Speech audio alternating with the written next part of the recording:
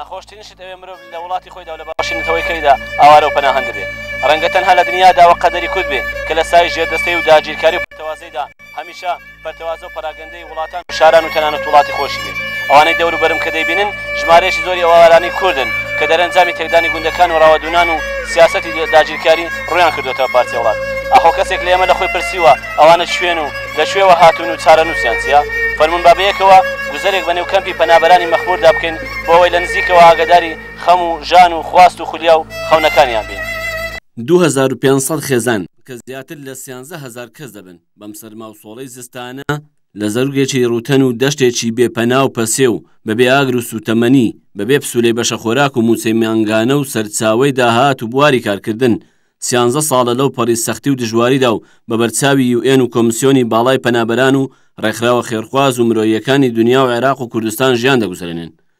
زیاتر لە 13000 مرۆڤی کوردی سڤیل و بێدەسەڵات کە زۆرینەی هەرە زۆریان مناڵ و ئافرەت و پیر و پەککەوتن بەشێکی زۆر بچووکی ئەو 5 ملیۆن کوردە سەرگەردان و پەراگەندانەی باکووری کوردستانن کە لە ئاکامی سیاسەتەکانی ڕاگواستن و سوتاندنی خاک و خاپورکردنی گوند و ئاواییەکانیان بەشێکیان دەربەدەری شارەکانی تورکیا و زۆر بەشیان پەڕیوەی وڵاتانی دنیا بوون ئەوانە ئێرەش دوای چەرمەسەری و ترسێکی زۆر تەلبەندی سنوورە دەستکردەکانی کوردستانیان بڕی و دوور لە چاوی سانسۆر و هەڕەشەی کوشتن لێرە گیرساونەتەوە کەمپی پەنابەرانی مەخموور کە هەزاران مرۆڤی کوردی بێدیفاعی تێدا دەژی بەو بێ سەروبەری و بێ خزمەتگوزاریەی خۆی بەو کەلاوە وێران و کوچە و کۆڵانە قوڕاویانەی لە هەموو شتێ بکات لە پەناگەی ئاسایی هیچ مرۆڤێک ناچێت مرۆڤێک کە پەیامە ئاسمانی و ڕێسا و یاسا زەمینی و نێودەوڵەتیەکان و ویژدانی مرۆیی مافی سەرەتایی ژیان و ئاسایشی پێڕەوا دەبێن چیرۆکی پەنابەرانی کەمپی مەخموور سەربوردەی زۆڵم و بێدادی و جارێکی تر قەدەری بێپشتیوانی کوردمان بۆ دەجێڕێتەوە چیرۆک و دیمەنگەلێکی تراژیدی مەگەر لەو دنیای سایه دیموکراسی و مافەکانی مرۆڤدا لە کەمترین شوێندا هاوشێوەی بمێرێ کار خودی پەنابەران خۆیان دەتوانن گزارش لەو ڕەوشەیان بکەن ساڵە 1994 بە هەزاران ینی نزیکی 4500 گوند دەوڵەتە ترک خراپ کردن گوندێمە ژوان گوندان نزیکی تقریبا 4 میلیۆن زێدەتر جی کورد کوژبەر بوو سەر گوندێ خوا سەر جووەرێ خوا ji vê koçberbûnê zêdetir koçberî nav Tirkan xwebîn ji ber ku mecalê hatinê ku derbasbûna sinirî kêm bû hingê jî operasyon teqedim û ew hebin ji ber wê em qismekî Kurdî ku li ser hudîdê Kurdistana Başûr em hatin derbasî Iraqê bin ji wî serî da em hatin neteweyê yê girtî yani Birleşmiş Milletleran dest hatin harîkarî kir hatine navme da nav xelkê me da harîkarî kir û hikûmet wê demê yani hikûmeta herêmê jî em قبول کردن و Birleşmiş Milletleran jî em قبول کردن و هاریکاری دا حتی هم هاتینا وی داری چند قام پیدی یعنی چند جهان هم کوچبر بین اف جه ششه یعنی در باز بین اما سنری حدودی و حتی وی داری هم هاتینا مخمور اف جه ششه هم لیب جه بین مخمور ام داوی سال 1998 هیوا 5 ام هاتینا مخمور وی دمی حکمت بحث بیه صدام بی ام هاتینج بر صدمی که هاتنا ما یاوه درجی پتری خو باشور کردستان جی دیسا تقدم یعنی اپراسیون تاتن یه ترکان لوی درجی اول سرمت هاتا کرن ام جانمت کفته خطریش بروی ام هاتین لسر سنری خطا 36 و دمکی هم لوی دریمان پشتیوی حکومت عراقی هم قبول کرین ام هاتینا وی داری مخمور بجه بین ڕێژەی هەرە زۆری پەنابەرانی و کەمپا زارۆک و ژن و پیر و پەککەوتن ژمارە مناڵەکان کە لە سەر و 4000 منداڵە ئەوانەی تازە خونچەی ژیانیان چرۆ دەکات ئەوانەی وشەیەک لە ڕق و چینە تێناگەن نەک لە هەر خۆشیێکی ژیان و خەونی جوانی پەپولەی خۆیان بێبەشن نەک هەردوو لە بۆن و بەرامەی دنیای جوانی مناڵی و باخچە و شاری یاری بێبەشن بگرە قوربانی هەرە گەورەی شاڵاوی پەتاو نەخۆشیەکان و بەدخۆراچی و گەرمای تاقەت پڕۆچێنی هاوین و سەرمای کوشندەی زستانن لەو 2 ساڵی ڕابردوودا و لە تەنها مانگێکی هاویندا نزیکەی 28 مناڵ و ژن و پیر بەهۆی پێوەدانی دووپشک و مار گیانیان لەدەستداوە ئەوە سەرەڕای ئەوانەی ئەجەلی بێدەرمانی و چارەسەری ژیانی لێسەنەوە مناڵانی ئەو کەمپا تەنها وەک مرۆڤ و مناڵ ناژین ئیتر بەوان چی ساڵانە یادی زاردانی مافی مناڵان و جەژنی مناڵان لە دنیادا دەکرێتەوە لە کاتێکدا ئەوان نەک تەنها لە خۆشیەکانی ژیان بەڵکو زۆربەشیان لە سۆز و باوەشی گەرمی دایک و باوک بێبەشن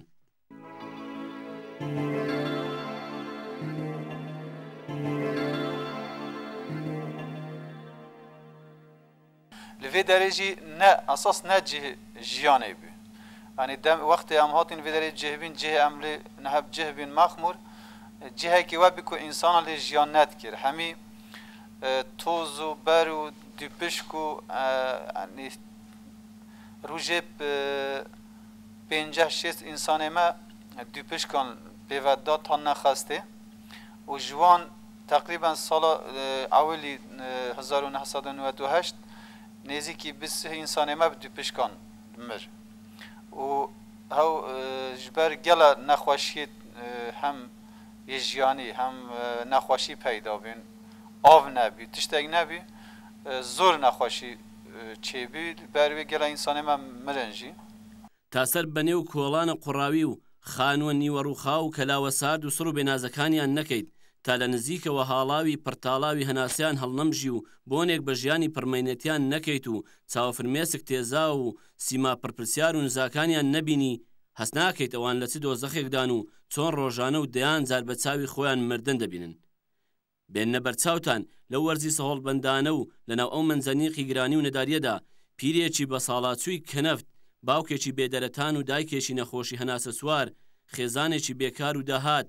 بە دیارخەمی هەژاری و پەککەوتەی مناڵەکانیان تاوێ بۆ ژەمێنان و تاوێکیش بۆ چارەی بێچاری جگەرگۆشەکانیان بکروزێنەوە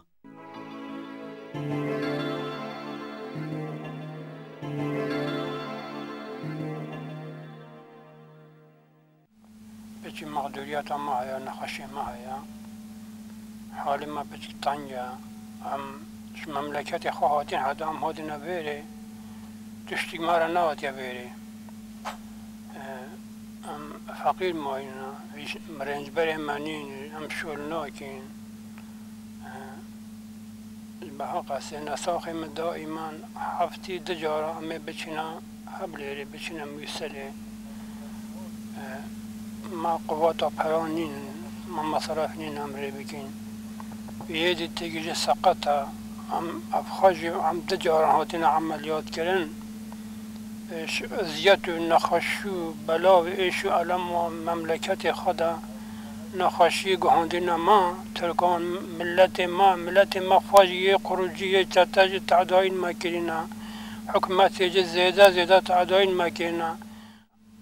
خود نخشي من زيادة هيا خود هاي بس زجارة سجارة از نخشي خود بمخاسته هم بريخ بدا فيري أبي أيدي قوة منين أذبه مولي خريبكم هم بريخ بدا خش هربك والله أنا شم بمخاستي مو بخارنين والله أمش فقيري معي سوخاش شكي مهم ما قواتنين أمري بكين ما ظلمنيش ما رب الشخولن خدا أبيكو أجبر ربيم هاتي ما بيري أنا وجه ده جارك دي مكوجت خدا بچم ده هم عين جارك دي مبام چاون اول ده ام والماكي يا جارك دي والماكي خدا ام بچينا ام يي بكوجي هم ملت ما هن حكومتهم یان کە بە چاوی خۆت دەبینی لەژێر بنمیچ و ساپیتەی خانوویەکی قوڕدا کە تەواوی کەلاوەکە و دیوارەکانی لە بەرامبەر باراندا لەرزی ڕووخاندایان گرتووە بەو ڕێژنە و لێزمەی باران و تەزرەیە ئافرەتێک بە کۆشێ مناڵ بێسەرپەرشت لەو پەڕینەداری بە دیار ئازار و برینی بێچارەی زامی مێردەکەی و قۆڕەی برسیەتی سشی کۆرپەکانی دۆشدا دەمێنێ و دەستەوەستان دەبێت مێردێک باوچێک لەو ڕۆژگارە سەختەدا ئەگەر قەدەری نەخۆشی نەبوایە هیچ نەبووە دەکرا قوتی ڕۆژانەی مناڵەکانی دابین بکات و سەردار و سێبەری دڵنەواییان بێت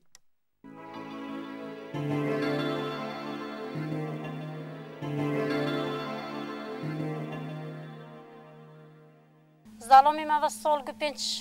مانجا هلا هوتي ما بريا بغدا بشتو عمليات كريا ما بريا هايلر بيز جورو تاكسي خصوصي ما قرتيا ما بريا 25 جورو نش ما بريا اونيا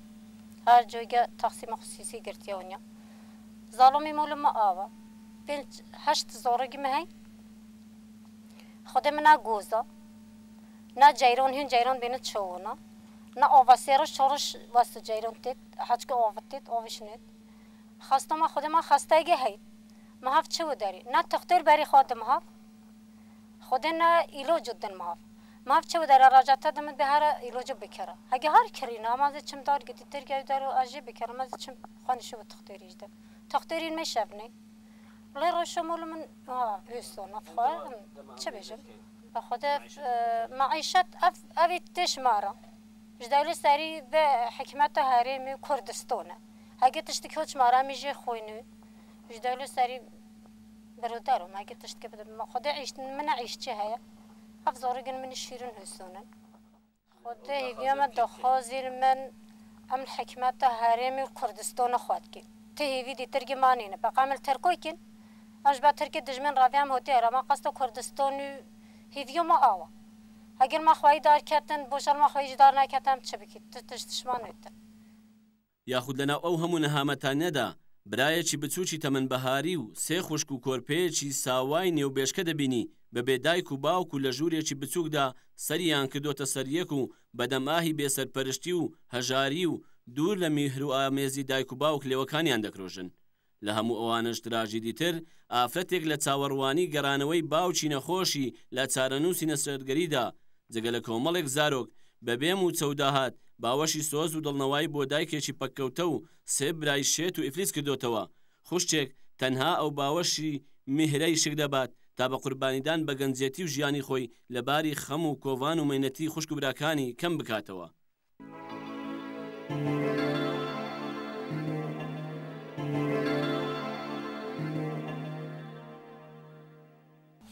ما پرانین ام و نخواشا ببین خسته و ام نه همیشه تم برای من اکنین دین سقطن نه پینه نه جهد نه دستن دوی کامن همی بابا مجرایت خسته ده نخواشا کسی منینن من نه آوه نه کرهبه نه غازه نه گازه چه حال منینن ام چه جیانا منینن چه کس نینن و نخوادی در بکه و خواهی در بکه و خودم بکه چه جیانا نینن ام وید بیجین جرات تشتك در بكافت راتبك ام بخواهي در بكافن ام بجيون بخين ام ببين خسته خانكي ام بعيش كي بكي ما تشكس نينن بخدونن دايكا مجر نتشهوه نبيه نتشتشنينن اجر رازيله خودي بام ويد بيجي هيني بخاش حال ما تزانن هيني ويديتا اوهينت بينش سەرتان سۆڕ نەمێنێ کاتێ لەنە ئەو هەموو هەرا و زەنا و زۆر و بۆریەی ڕێکخراوە مرۆیی و خێرخوازە جیهانی و عێراقی و کوردستانیانەدا دەبینی خەڵکی سڤیل و مناڵ و ئافرەت و پیر و پەککەوتەی ئەم کەمپا لەو پەڕینا لەباری و بێخزمەتگوزاری تەندروستی دەژین سەیرە یوێن و کۆمسیاری باڵای پەنابەران و وەزارەتی پەنابەران ئامادەی ئەوەیان تێدایە لەبەر گەف و گوڕی تورکیا هەر بەوە نەوەستن 2 ساڵ کۆمەک و هاوکاریان لەسەر ببڕن بەڵکو لەبەرە بەیانێکی تەڕ و تووشی ئەو زستانەشدا بە گومانی ئەوەی کەمپەکە سەربازگە و کەمپێکی چەکداریە بیان پشکنن بۆ زیاتر لە 13,000 مرۆڤ یەک پزیشکی پیاو بێدا و دەرمان بێکارمەندی خزمەتگوزاری ئەو پێنجکە پەنابەری لێ دەرچێ کە خۆبەخش ڕۆژانە بۆ ڕایکردنی کارەکانی نەخۆشخانە و نەخۆشەکان هاوکاری پزیشک دەکەن زۆرینەی ئافرەت و پیر و پەکەوتەکان نەخۆشی درێژخایەنیان هەیە لەبەر بەدخۆراکی و نەبوونی چاودێری وردی پزیشکی چەندین دایک سچیان بە مردووی داناوە بەگوێرە ئامارەکانی نێو نەخۆشخانەکە لە سەدا 30 پەنابەران بەهۆی پیسی ئاوی خواردنەوە تووشی نەخۆشیەکانی گرانەتا و تیفۆید هاتوون نەتاقی گەیشی پێویست نەژووری نەشتەرگەری نەتیشک و سۆنار نەهۆیەکانی فێنکردنەوە و گەرمکردنەوە هەموو ئەوانە و چەندین گرفتی تر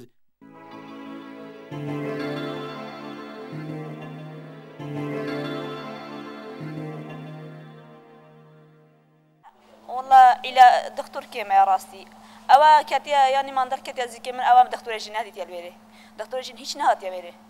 أم تشنتين دكتور جين أبي إزلام تتشيل ما بكت أك زلام تد أو جينا جد إنسان زورتنا نخش زور نخش زور هيا إنسان برن ناجد دكتور تنا عاجز دبت دكتور تنا ده بكت ناجد مثلا عاجز دبت أو قرابة لك شيء دبنا خوش شيء دبت ما والله درمان زور كيما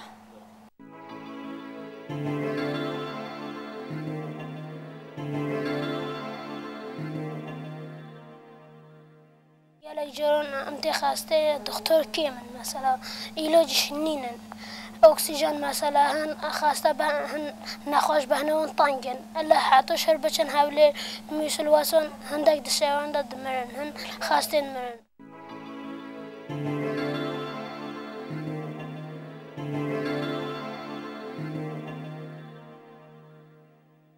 از کامپی دیجیم نخاشخانه داش خودکیم نخاشخانه گرده Birleşmiş Milletler'e ام پنج هوالین بایان نخاشخانه داد شغلن بره هوالین خورچی هبون بدریج تو آبوریه داد تشتکی نکت دستوان مجبور بین چون اونا در ود شغلن ام پنج هوال بایان بدرید شغلن ام سحری ساعت 7 نیفتن سر کاری خو حتی ساعت 12 بدرینن زوری که ام کشن پرانی کی جان آلینن آلی دکتره مثلا دکتر ما پرکیمن دکتر جن نینن تنی دکتر کی ظلام هیوداری ev hatta nivrodurine ev jî mesela ser milletê jî pir zore doktora jî pir zorî zehmetî heye xastekê me yê herî mezin bila êdî yani ev millet bête qabul kirin bila alî însaniyetî nîzik bine ki însaniyetî em dixwazin ji vê milletê re bila xwedî vê milletê derkevin yani nebêjin ki ev ne penaberin em bavêjin kelekekî bila bisekinin yani ev yani însaniyetî ti mirfatî de ev tiştekî nayê qabul kirin dibêjin penaberin havîtine dereki her carê mesela heyetekî tên ve derê pirsê milletê dikin işte ihtiyacê ve çi ye ama kes piştî tiştekî nakin yani ev nîzîbûnekî tiştekî ne rast e heke hin dixwazin ve milletê re tiştekî bikin serê de mesela nexweşxaneyekî wisa baş yani hin bikaribin tenduristî însanan çareserî bikin ev tiştanê lazim e yedinci mesela Murutkare beje êdî rojê ne sêçar rojê carekî saetek yan 2 saat kerebê ve milletê heye ev jî mesela sedemin mesela nexweşî jî çê dibin alî aborê de ser milletê pir tesîr dike millet için êdî millet derve dişixule perî xwe dide êdî yan gazê yan benzînê yan tenduristiyê xwe yan dermanê xwe didin doktorê jin mesela qaz millet ve derê jiyan dike qaz dayîk qaz jin hene ve derê doktorekê jin nînin dema doğumekî be dema tiştekî acil dibe hatta em dişin carna hevlerê ev sebebi mirinê jî dibe sebebi sakatbûyînê jî çê dibe sedemê pir tiştekî ne baş jî çê dibin çünkü ev rewşê de dema mirov jiyan dike bê doktor tu jiyan dikî mecbur tu hemû tişte ji berçavê xwe êdî derbas dikî ڕێژەیەکی زۆری لاو لەو کەمپەکەدا هەن هەیانە ڕۆژانە و بێ کارسەرگەدان بەنێو کوچە و کۆڵانەکاندا دەسوڕێتەوە هەشیانە بە ئێشێکی بێ ئیش خۆی سەرقاڵ دەکات تیاشیاندا هەیە مێزێک لە چایخانەیەکدا یان بێ گوێسوانەی کلاوەیە کۆیان دەکاتەوە و بەدەم کێشانی جگەرە و دۆمینە و چیتر خۆیان لە ناسۆنەکانیان دەدزنەوە بەڵام هەرکە ئێستێکیان پێ دەکەیت و بێداریان دەکەیتەوە دەبنەوە هەمان ئەو مرۆڤەوی واقعەکە و نایشارنەوە کە لە پشتی گاڵتە و گەپ و پێکەنینە دەمامکراوەکانیان سەدان خۆزگە و خولیا و خەونی جوانی گەنجی کوژراویان هەیە کە پرسیاریان لێ دەکەیت تێدەکەیت ئەوانیش دەیانەوێ وەک گەنجی دنیا ئازاد و سەرفراز دڵنیا و خۆشگوزەران بژین دەیانەوێ پێ بکەنن یاری بکەن گۆرانی بچڕن گوێ بۆ مۆسیقا هەڵخەن والله وەکی گەنجێکی وەکی دنیایەتە زۆتان ئەسۆ پێدە نینەتە پێدەبێکی وەسی این کۆنێکی نینەتە یعنی وەکی ملەسی پۆڕێدا تشتە بێژم ملێ ئەدەبیاتێدا ناوەکی دنیایە دەزانی مثل این کۆنەوەندێکی کێمە گەنجەتی ڕاستی ما بێژ گەنجەتی لەردە زەحمەتایی گەنجێکە بنێرە ژیانە خۆ مێزانەوە کە دەچی ئیش کۆڕێ خەڤاتێ دەکرد ینی سرێ مەشغولە ینی هەر سرێوی تەبلەوێ لە ماوەی ڕابردوودا و لە ئاکامی هەرا و زەنای ماسمیدیای تورکی و نیگەرانی و فشارەکانی حکوومەتی تورکیا بەوەی کەمپی پەنابەرانی مەخمور سەربازگەیەکی چەکداریە و پەکەکە سوودی سیاسی و سەربازی لێوەردەگرێ ڕۆژی هەفتەی یەکی مانجی ڕابردوو لەلایەن سوپای عراق و بە هاوکاری و چاودێری هێزەکانی ئەمریکا و بە سەرپەرشتی UN و وەزارەتی پەنابەرانی عراقی و بە مەبەستی دڵنیابوون لە ڕاستی و دروستی پروپاگەندەکانی ماسمیدیای تورکی و نیگەرانی حکوومەتی تورکیا لە بەرەبەیانێکی زوودا هەڵمەتێکی پشکنینیان بۆ کەمپەکە ئەنجامدا کە بە گوتەی خودی بەشداربووانی پرۆسەکە تەنها تاکە قەوان و فیشەشێکیان لە کەمپەکەدا نەدۆزیەوە و بۆیان دەرکەوت کەمپەکە پەناگەی خەڵکێکی سڤیل و بێدەسەڵاتە کە نەک هەر هەڕەشە و مەترسی نییە بۆ سەر تورکیا بەڵکو ئەگەر زوو UN و کۆمسیاری باڵای پەنابەران و حکوومەت و ڕێکخراوە مرۆیی و خێرخوازەکان فریایان نەکەون و هاوکاریان نەکەن ڕەوشی ژیان و گوزەرانیان بەرەو خراپتر دەچێت کە دوور نییە کارەسات و تراژیدیای مرۆیی گەورەی لێ بکەوێتەوە.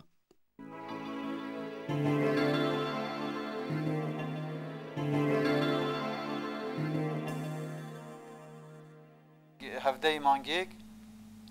سبێ سەعەت شەشی سپێردێ مادیت دەردورێ قامپێ هەمی گرتینە تەبخکردینە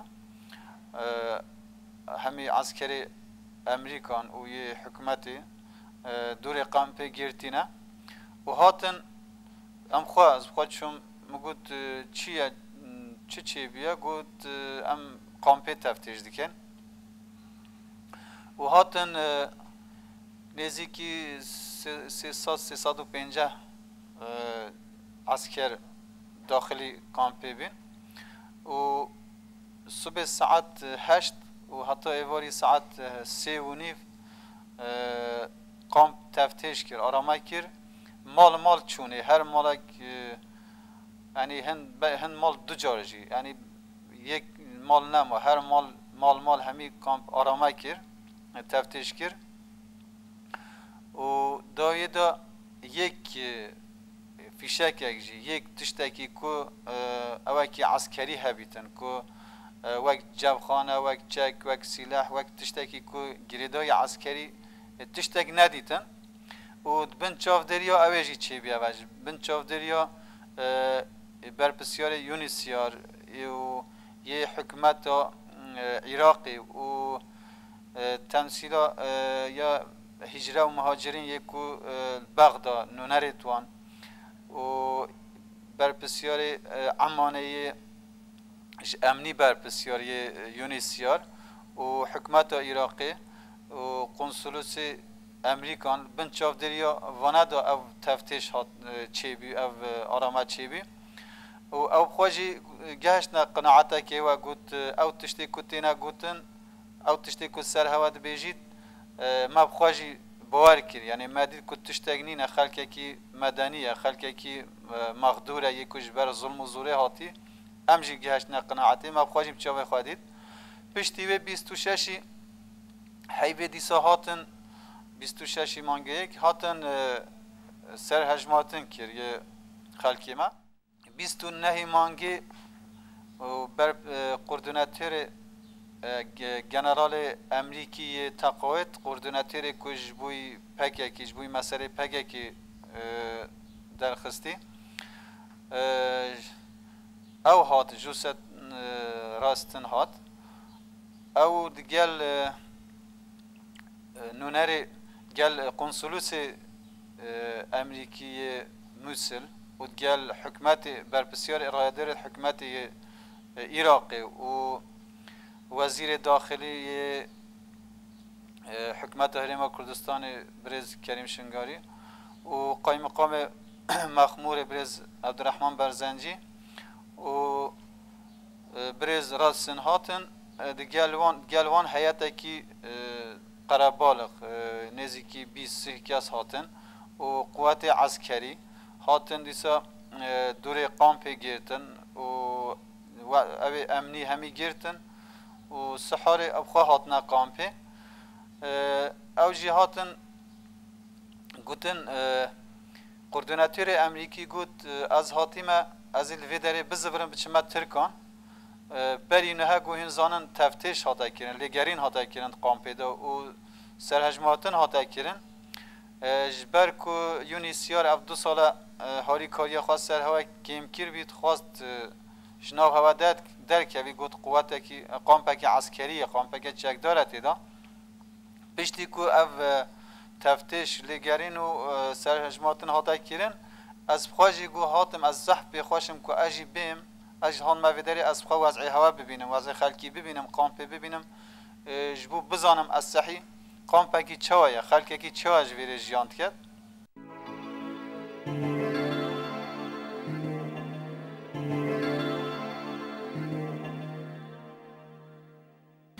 وەکو ئەوی ئەمە کە لە نزیکەوە سەردانی ئەو کەمپەمان دەکرد و هاتوچی ئەو کەمپەمان دەکرد و نەک بە تەنیا ئێمە بەڵکو بگرا لەگەڵ هاوپەیمانانیش ئێمە چەندین جار لەگەڵ کۆلۆنێلەکان سەردانی ئەو کەمپەمان کرد لەگەڵ ئەفسەرانی ئەمریکی سەردانی ئەو کەمپەمان کرد هیچ دیاردێکی چەکداری لەو کەمپەدا نەبووە یاخود هیچ بارەگایەکی سیاسی با بڵێن بارەگای پەکەکە هیچ شتێک لە ئارادا نەبووە لە کەمپی مەخمور بحکمی ئەوەی ئێمە لە هەموو کەس نزیکتر بوون و شارەزاتر بوون لە کەمپی مەخمور و ئێستاشی لەگەڵدا بێت تا ئێستا ئێمە هیچ لایەنێکی چەکداریمان نەدید لەو کەمپەدا زیاتر بگرە کە خەڵکی سیڤیل لەو کەمپەدا دەژیان دوا بە دوای ئەوەی کە ئەم پشکنی نەکرا خۆشبەختانە ئەم پشکنینە دەریخست بە چاودێری ئەو هەموو لایەنانەی کە وەکو باسم کرد بەشداریان کرد کە ئەو کەمپە دەرکەوت کەمپێکی سیڤیلە کە 3500 منداڵی تێدا دەژی و ئەوی تریش هەمووی پیر و پەکەوتە و خەڵکی نەخۆشە کە بە حەقەت دوور لە خزمەتگوزاری و دوور لە لایەنی تەندروستی و ئەوانەیە دوجار بەنابەران ئەویان نەشاردەوە کە حکوومەتی هەرێمی کوردستان سەرەڕایەوەی دەسەڵاتی بەسەر ناوچەکەدا ناشچێ و کەمپەکە لە سنووری ئیدارەی ئەودانیە لە زۆر خزمەتگوزاری پێویستی ڕۆژانەی وەک ئاو و کارەبا و ڕێگاوبان و هاتوچۆ و قوتابخانە هاوکاری کردوون و هیوای زیاتریشیان هەرخستە سەر حکوومەتی هەرێم و هەر بە حکوومەتی هەرێم بە تەنها پشت و پەنا و هاوکاری خۆیان دەزانن ئەمە لە کاتێکدایە کە هاوکاری و کۆمەچیکردنی ئەو پەنابەرانە بەر لە هەر کەس و دەستگایەک ئەرکێکی ئەخلاقی و لێپرساوێتێکی ویژدانی و وەزیفی UN و کۆمسیۆنی باڵای پەنابەران و حکوومەتی عراقی و ڕێکخراوە مرۆیی و خێرخوازەکانە.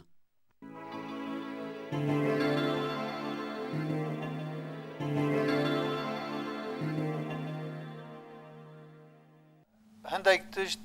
2003 و 2004 تایبەتی 2004 و 2005 بر حکومت هەرێمە کوردستانی گەلە تشت هاریکاریان وەکیرن وەکی ڕێ و کەهرەب ئاو گەلە تشت وەکوانە هاریکاریان وەکیرن ئەمما ئەو ژیش بەر کو کامپ گرێدایی حکومەتە عێراقی گرێدایی مووسلە سەر بە مووسلە هەتانە هەژی نەتنێ قامتنێ مەخمورژی ji ber wê hikûmeta herêmê jî yanî hevlê mihafıza hevlêr jî zêde ew ê xwe neşî ji ber ku mîzaniya heyî ji ne ji girêdayî wê derê girêdayî Mûsilê hetan hev fermî girêdayî Mûsilê ewan jî zêde neşên tedaxil zêde ew bikin tedaxil bikin di navberavan her du ewan de dîsa zehmetî zor e yanî zor zehmetî me dît milê jiyanê da ama dîsa harîkariyek hevkariyek jî heye yanî têkeliyê me gel hikûmeta herêmê hene xweş in taybetî gela tişt wan harîkariya me kirin dewletê belaxweş me nevekî yanî an vê derê ne jî dîsa serme tiştê ku çawa bişîd mel vê derê belav bike mel vê derê zarareke bidet ama mel vê kampê têk bidet li hemî milê xwe de hewl didet gel neteweyek bû gel Emerîkan gel hikûmeta Iraqê gel her derê hewl det ku vê kampa me vî miletê me ku hinda sala awareya li vê derê şertî zorî da jiyan ket ku we jî têk bidet me got 2 salê dawiyê da زیده زخ سر یونیسیار سر بیلش ملتر کرن گوتن اشتاک قامپاکی عسکری و انسان سلاح تدایا و عسکری و نظام قلت تشته در حقی ما دا گوتن اجبار به بیلش ملتران جی هاری کاری خواه سرما کم کرد یعنی تمامی قط نکرد اما زور کم کرد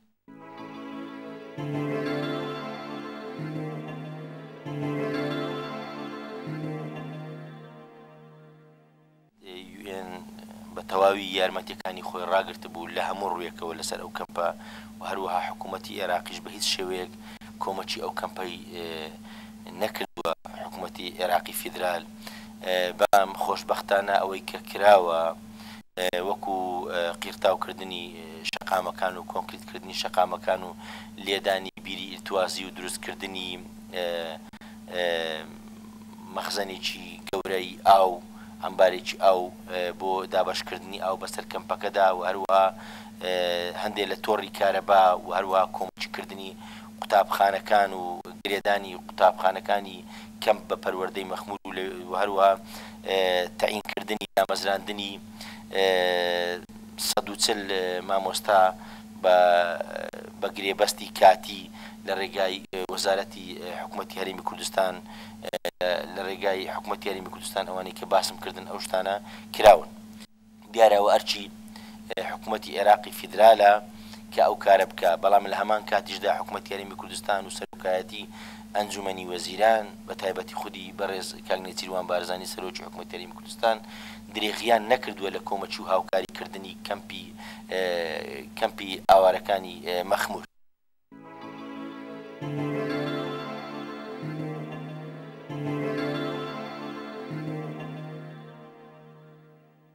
ئەو خەڵکە ئاوارە و پەنابەرێکی ئێستا بینیمان و دواندمانن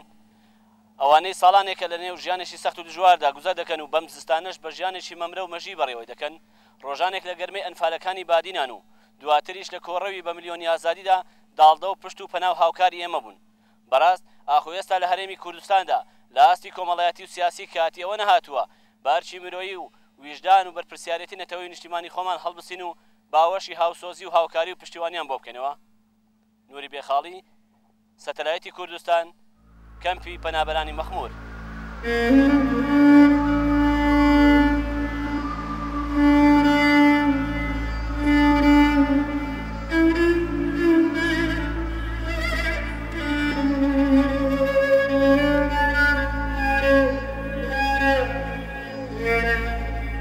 Mm-hmm.